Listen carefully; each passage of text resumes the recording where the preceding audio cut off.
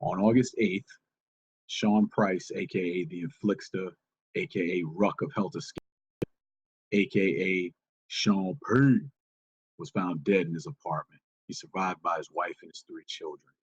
Rest in war, brother. Something to fuck one of y'all young rappers up. Word to mother. Fuck out of here.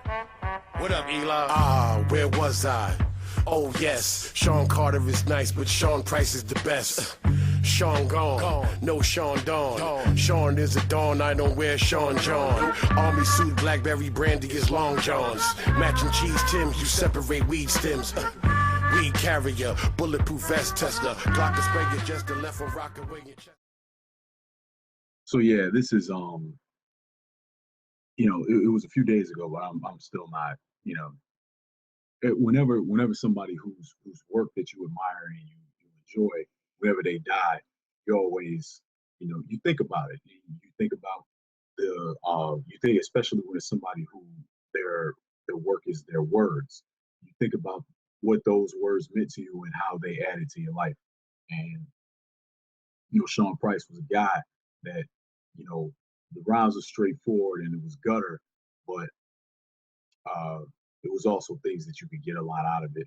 And especially when you talk about the challenges and the trials of being Black in America, Sean Price was very good at painting a vivid picture with words. So I'm very his lyrics were important to me, and I just wanted to just say that really quickly. On to other news. There's been a lot of talk in the media, and D.L. Hughley in particular is getting a lot of negative attention for his pretty accurate comments on now Caitlyn Jenner. And here's I'm gonna give my quick thoughts on it, just because now it's become a pseudo story now, because he is honored by ESPN, and then people's thoughts on him being honored becomes a story. So I'm just going to give my quick thoughts on this. Back when Caitlyn Jenner was Bruce Jenner was a joke. He was one of those people and it was easy to make fun of him because he's basically this person who's sitting on this absurd reality show. And let's face it, Keeping Up with the Kardashians is one of the most absurd, embarrassing things on television. And it's one of those things that, people are kind of embarrassed to be American by it. It's that stupid. Where it's this thing where people are supposed to pay attention to these people just because they're famous, It's completely ridiculous. And they're a bunch of vapid, ridiculous people being ridiculous, and people are supposed to keep watching this. And Bruce Jenner would basically sit there, and the reason I know about this is because I watched The Soup.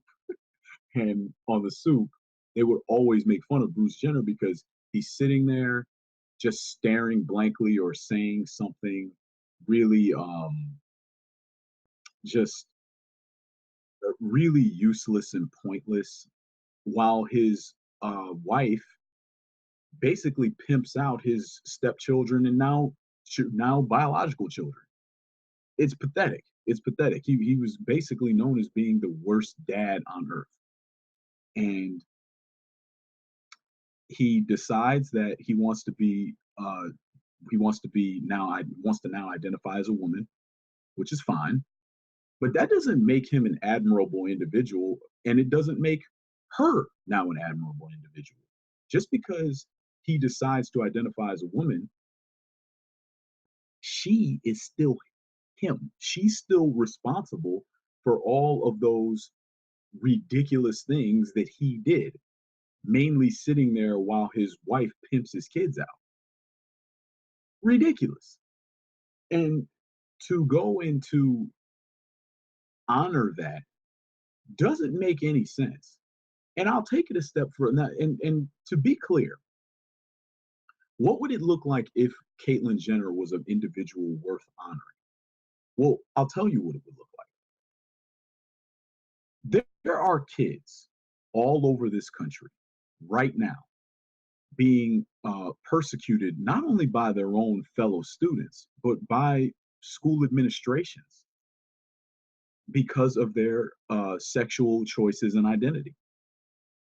Bruce Jenner could very easily have been going around the country, giving speeches, advocating, for these kids.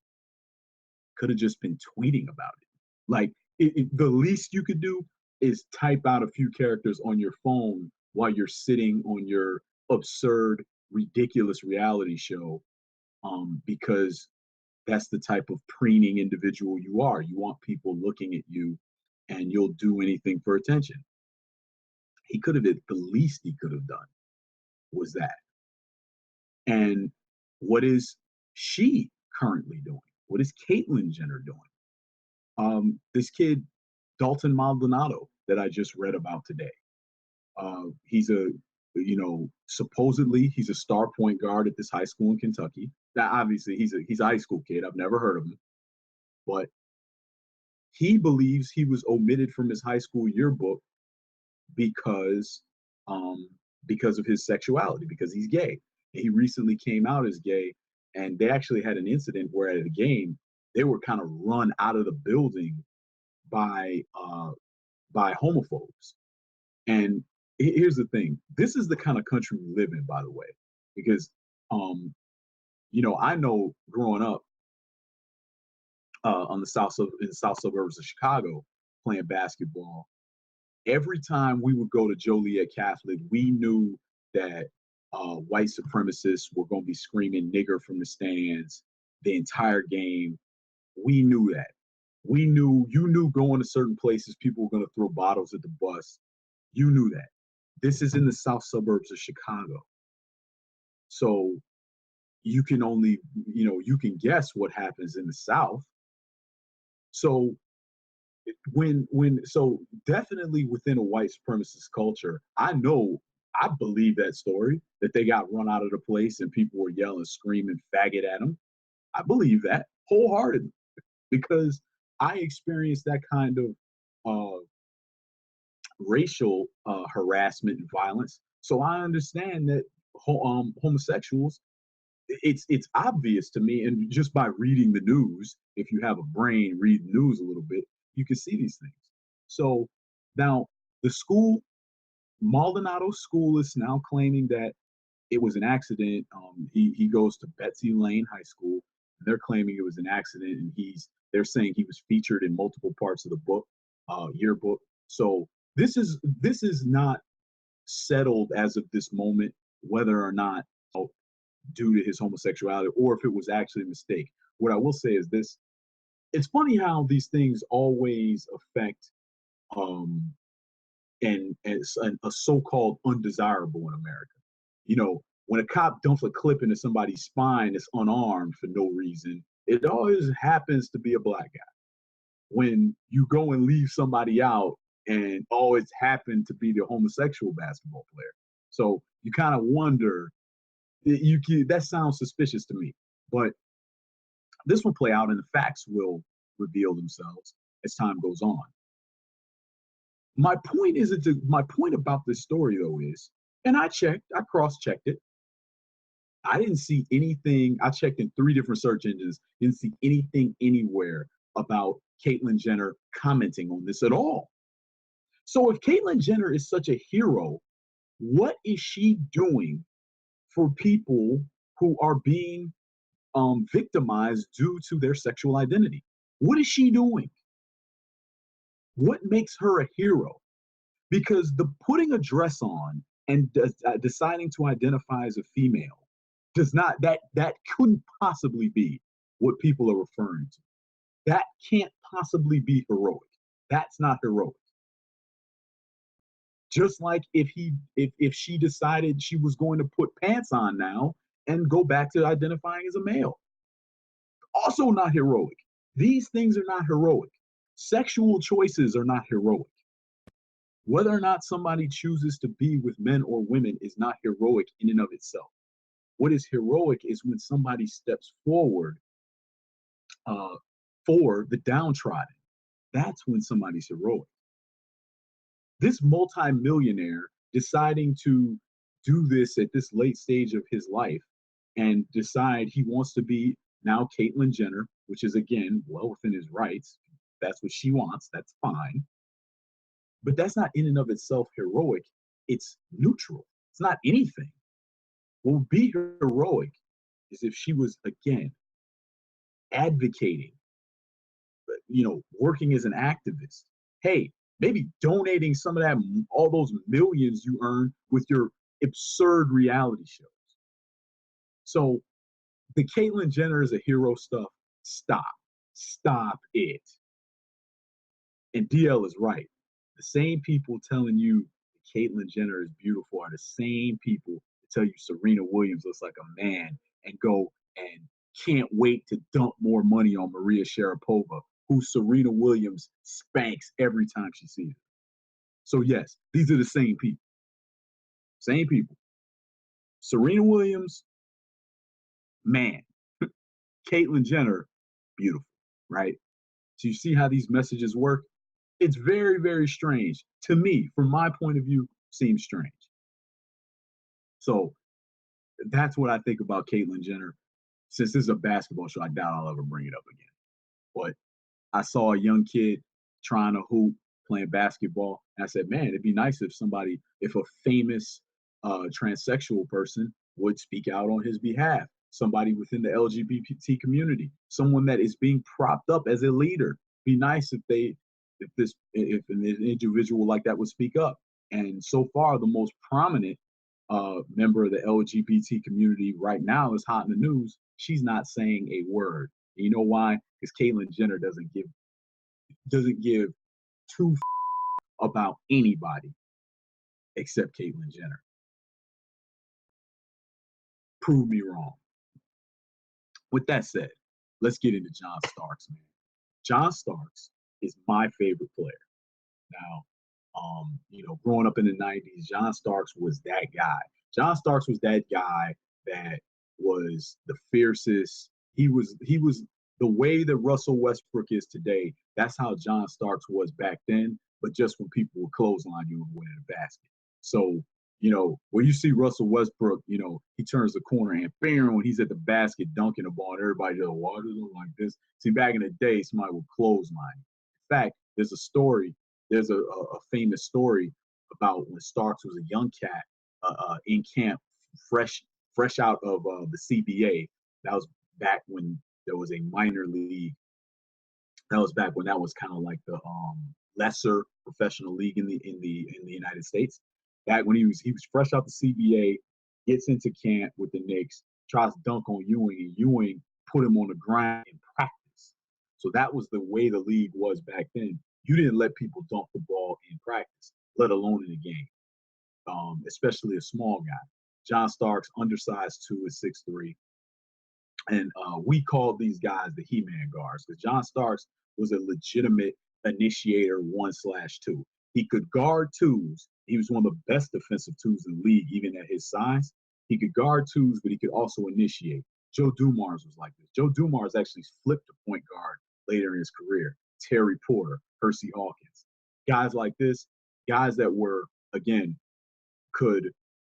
were legitimate twos, but could also play the one and act as initiators.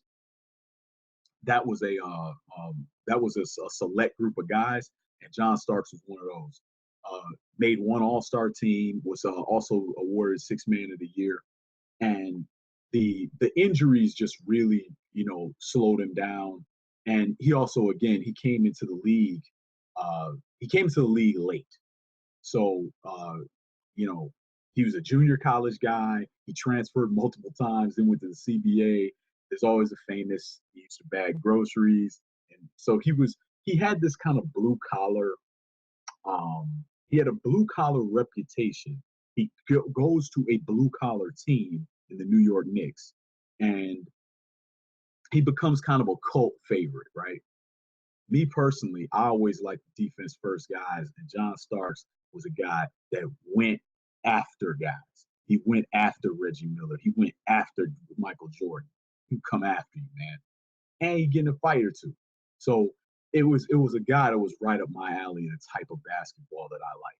Now, and hey, man, this dude hit Michael Jordan up 40, man. Like this dude could go.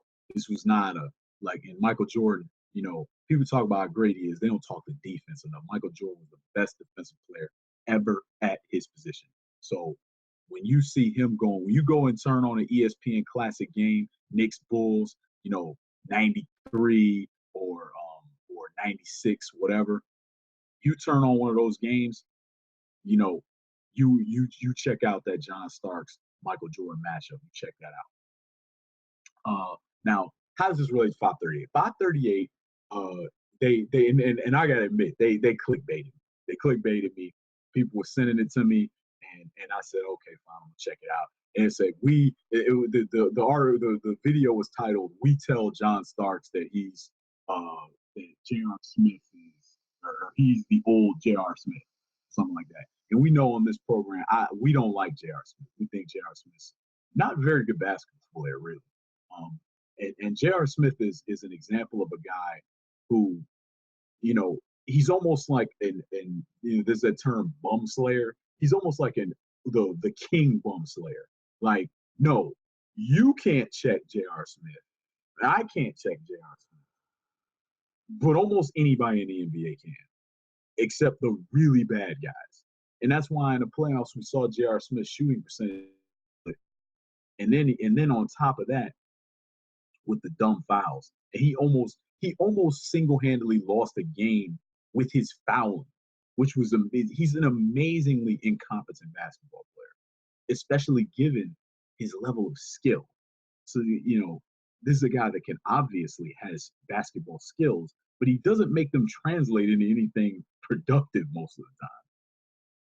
With that said, 538 is an excellent at this point, operation at this point. It started out just this guy, Nate Silver, who really, we live in a math illiterate society. So since this guy is competent and understands arithmetic, and I'm not denigrating him at all.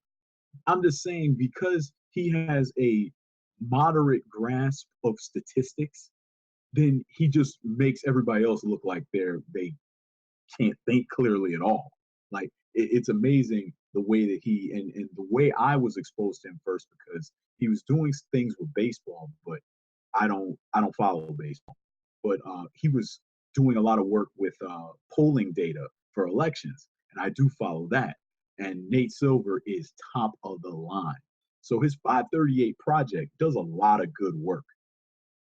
And they talked a little bit about sabermetrics, and all I'm going to say about sabermetrics is sabermetrics makes a lot more sense when you're analyzing baseball. And the reason is, and this is also why baseball was really the first sport to translate well to video games. Because, for example, I can accurately just basically take your batting average and say that is the attribute for how often you get a hit. And I can just do that in a video game and it'll basically be accurate. Now, that doesn't mean it's perfect, but it'll basically be accurate. You can't do that with shooting percentage, right? Because Shaq will shoot 60% from the field, but that doesn't mean he should hit, jump shots from from 18 feet, right? So it's much more complicated. With baseball, you can go and say, how many errors did this guy have this year? Oh, he was horrible in the field. He had 25 errors. Well, you just have him make it. In RBI baseball, that was basically how it was. The attribute was their stats. If the dude had a lot of errors, his fielding stunk. I think it had in the back of the book what their actual attributes were. But there was a ratio. There was a direct correlation between number of errors, fielding rating, number of steals, speed, things like that. That's not perfect. I'm not saying that, but it just translates really well. So, and one of the reasons why statistics is so important and why sabermetrics works so well for baseball is because Players are in control of their own destiny. There is very little difference between playing on this team and this team. National and American League does matters less than it used to, but it mattered back then when, back before interleague play, it mattered a lot. You go to another league, it's a new crop of pitchers that you never saw before, unless you made it to a World Series, which obviously that's one team that's meaningless for what we're talking about. So other than National and American League differences, and for obviously with pitchers, the DH matters, and where you are in the batting order in terms of protection. So obviously, if there's a guy behind you that's really terrible, it's easy to just walk you and avoid having to deal with you as a hitter. Other than that, there's very little outside the player's control that determines how effective he's going to be. If you're out in center field on one team or another, what difference does it make? If you're going up to bat on one team or another, what difference does it make? It's a very individual game that's played within a team framework. Basketball is a lot different. Football, even worse. Guys go all the time that are Pro Bowlers here, go to another team with a different scheme, being used differently. Guy stinks. He's useless now. This is why all of the internals and metric statistics are not as effective as one would expect. I'll give you a basic example. You go to Basketball Reference right now and look at 2014, 2015. The best offensive players in the league, according to offensive efficiency, are like it's DeAndre Jordan, and the offensive rating leaders are DeAndre Jordan and Tyson Chandler. Are they the best offensive centers in the league? Of course not. We know what they are. We know what they excel at. Obviously, drive and kick, pick and roll finish. And these things are very important. For DeAndre Jordan and Tyson Chandler, the fact that you can have defenses have to collapse all the way to the rim and guys have to get in their way on a pick and roll, that creates all kinds of weak side scoring opportunities. That creates open threes. I'm not going to diminish that at all, but I'm just saying the notion that these guys, they're the best offensive players in the league. What does that mean? My point is on these internal metrics, and especially when you're trying to compare. And at one point, and I'm gonna get to this part. I'm just gonna say this part because I thought that the interview with Starks that 538 did was excellent. And I really liked, and the woman they had on and that was interviewing him, one of the people interviewing him, she's a big John Starks fan, grew up loving him just like I did. She had some excellent analysis of him. And I should have written her name down, but I didn't. That's on me. I encourage you, by the way, go to 538 and look at it. 538 John Starks, just type it in your favorite search engine and look it up and listen to it. It's especially worth listening to that part. So anyway, one of the things they did do, and this is what I mean about they said at one point, John Starks' defensive metrics aren't that great, but we don't have how his team did with him and without him because they didn't keep those statistics back then. Then what do you mean his defensive metrics are great? What are you talking about? Look, watch the games, man. If you didn't watch the games, I don't really want to hear you talking about basketball. And it was clear one of the guys, I don't know what kind of mathematician he is, but I don't care. You got to watch the games, man. If you don't know who this dude is, then you need to sit back and be quiet and listen to people who watched him. Doesn't make any sense. I don't need somebody just looking at a sheet of statistics telling me about basketball. That's foolish. That is so silly. So that part was, I didn't like that part because it was just dumb. But other than that, I thought it was a productive interview, and it was interesting to hear Stark's comments about the league today. But before I get to that, one of the things that his biggest fan is they kind of were like being a little silly with the woman interviewing him and being interviewed and talking about Starks. She made a couple of great points, and one of the things that was one of the best parts of John Stark's game was his ability to enter the ball into the post. He was superb. And what he could do, and I'm going to kind of mime some of it, what he could do is he was great at being able to catch the ball on the wing or dribble to the wing and then wait for whatever action was going to occur and wait for the post player to either establish position, or he could time it as a screen was being set on the opposite block and for Ewing to come to the strong side block. And Starks could, under pressure, under duress, he could wrap around and spin the ball around a guy. And he was great at it. He was great at putting English on his bounce passes to get the ball to where it was going to go. He was fantastic at that.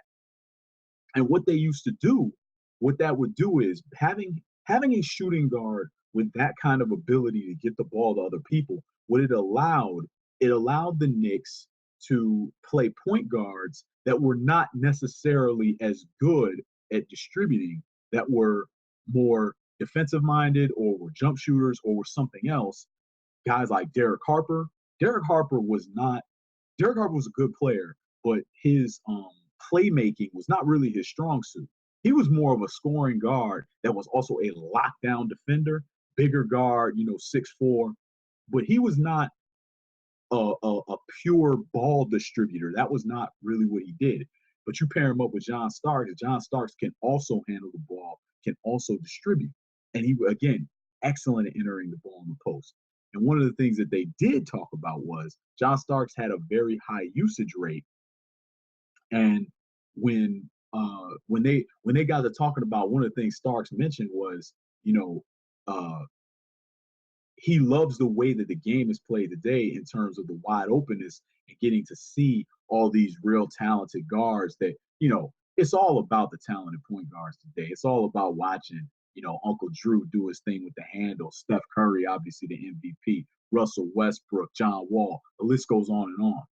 Back in the day, man, guys like Derek Harper had a hand check on you and they would spin dudes and take the ball off them and all kinds of stuff. Back then, that hand check rule was so important, but so many rules have changed the game so much that even if you had some of these internal statistics, it wouldn't matter. The game is so different. You don't even take the same shots that you used to take because the game has changed so much. So some of these statistics, even we had them, wouldn't be meaningful.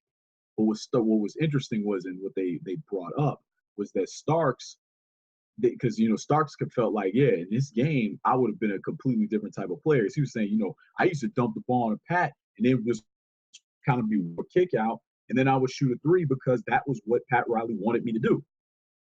And he's like, in today's game, I would have been able to operate more freely. And they said, based on the statistics we have, he's probably right about that, because he's of the guys like George McLeod, Dennis Scott, and there was one other player they named, Vernon Maxwell. He was saying of those guys, he had a much higher usage rate than the other guys that were taking that many threes. And back then, if John Starks was playing today, he would have taken a lot of threes. Back then, it was unheard of to take as many threes as he was taking. So it was very interesting that they came to that conclusion. And I'm like, yeah. And I've said this before. John Starks was like Russell Westbrook. That's what he was like. Now, you got to keep in mind, the rules are different now. Like, you see, if you couldn't hand check John Starks, we've all seen the famous clip. He turns the corner, dunks on Horace Grant and Michael Jordan, with the left hand, with his offhand. And by the way, real funny, and I retweeted it. That old Topps basketball card is embarrassing. They have a Topps basketball card of John Starks dunking Horace Grant, and Michael Jordan he wasn't even cropped out of the picture. They erased him from the picture and have just empty crowd there. It's ridiculous. This reminds me of the thing when Jordan Crawford dunks on LeBron at the camp back when he was in college, and then Nike's confiscating the tape. Like, that's just these corporations sometimes, it just disgusts you sometimes. Anyway, uh, but so feel free to comment on this video and say, "Oh, you're crazy. John Starks was garbage, and Russell Westbrook's incredible." I'm not. This isn't to denigrate Russell Westbrook. I'm just saying players like that back then were kind of like John Starks. Nowadays, a player like that goes to 5, 6 straight All-Star games. That is how different it is when you eliminate the center, when you remove the hand check, when you make it, when you call all these fouls flagrant and make it such that anybody putting a hard foul on somebody in the paint is going to the free throw line for 2 and keeping the ball out on the side. These things matter. All of these different, and there's been even more rule changes than that. Those are just the major ones. All these rule changes matter. And a guy like John Starks, translated to today, would be a much, much more effective player. So that was interesting that they kind of came to the same conclusion as I did in that regard. So it was, like I said, it was very, very interesting. And the last thing I'll say is, and Starks talked about this, but I'm going to talk about it. When you watch him play, look at the defense, man. The dude, from a defensive perspective, he was incredible, man. He really was, in terms of moving his feet. Always with a good contest, always with his hands in a passing lane, always active hands. He was really an outstanding defensive player, and that goes along with being able to fill the basket up. So, John Starks, one of my favorite players. Again, and people always go to they go to that famous game where he missed all those threes. I think he missed every three he took in the finals game against Houston. If he hadn't gotten hurt, the Knicks would have had a chance to beat that Houston team. They still weren't better. And even if he had been at full strength, they probably wouldn't have beat him. Their trump card was always Patrick Ewing, and Hakeem was better than Ewing. The rest of the team, the rest of the lineup that Houston had was better than the Knicks.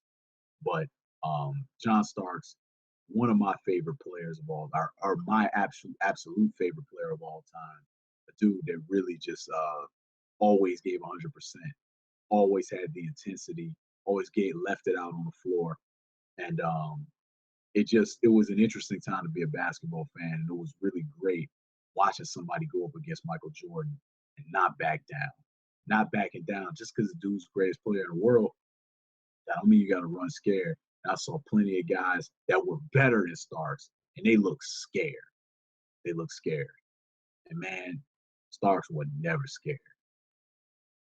So that's my little that's my little screed on John Starks for his 50th birthday. Like I said, please do go check out 538.com. Listen to the interview for yourself. When you see these games on ESPN Classic, or you see them on NBA TV, Hardwood Classics, watch them. Watch these old Knicks games. Watch these old Bulls games. Watch Reggie Miller on the Pacers. Watch these old games and compare it to today, and see what you think. Because in order for us to know and have a context and be able to properly analyze what's going on today, you always have to understand the history and what led to that. So with that said, senior basketball analyst Andrew Dope. Listen. Hey yo, I don't want the Dougie, I just want money. Study under the understudy, the 120. Young dumb.